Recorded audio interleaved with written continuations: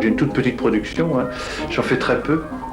Et puis tout de suite, elles sont retenues et par Paris, par l'étranger.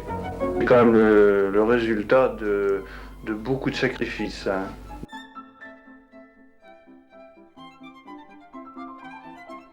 Vraiment officiellement 64. Et après, ça s'est enchaîné très très vite par des contacts avec l'extérieur, avec les galeries de Paris. C'est-à-dire qu'il a fallu présenter, bon, on a fait des salons à Paris, et puis tout de suite après, là, ça s'est déclenché comme ça. Les galeries ont repéré cette peinture, qui était une forme d'expression un petit peu particulière, hein, qui est dans un sens assez original, hein. Il y a d'autres peintres qui peuvent un petit peu se rapprocher, effectivement, quand on cherche bien. Et on a toujours quand même des attaches avec d'autres peintres, hein. On n'hérite pas d'une chose comme ça spontanément. Et c'est pourquoi beaucoup de galeristes sont intéressés à cette forme d'expression-là. Je me rattache plus facilement à certains peintres les primitifs, hein, tout ce qui touche le Moyen-Âge aussi, hein, la Renaissance. Et puis après, bon, enfin, toute cette période-là, les primitifs flamands, les Italiens, bien sûr, bon, Bruegel après.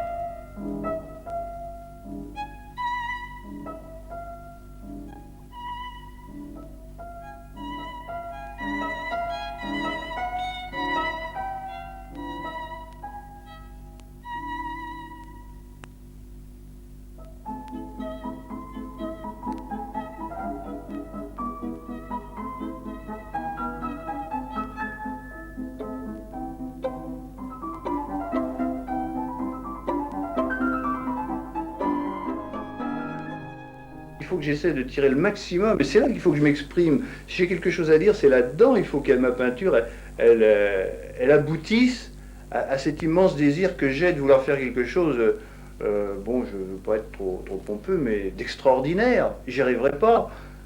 Mais mon but, c'est ça. Je crois que ce qui serait intéressant, c'est de garder une tache un peu plus lumineuse, comme celle-ci, là.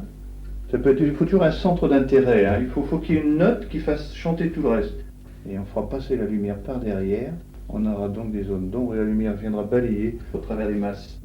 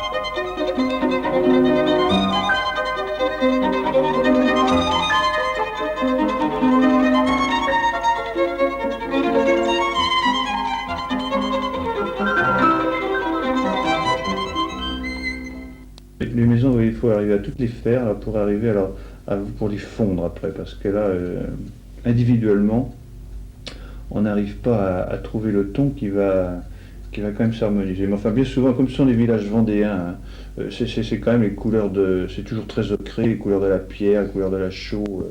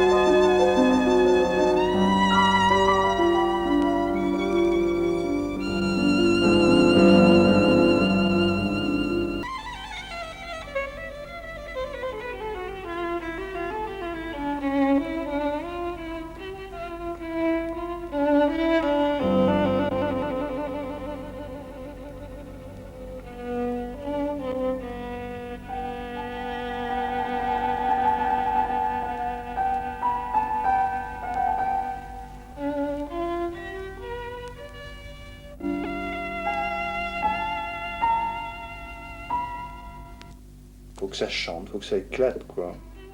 Faut travailler.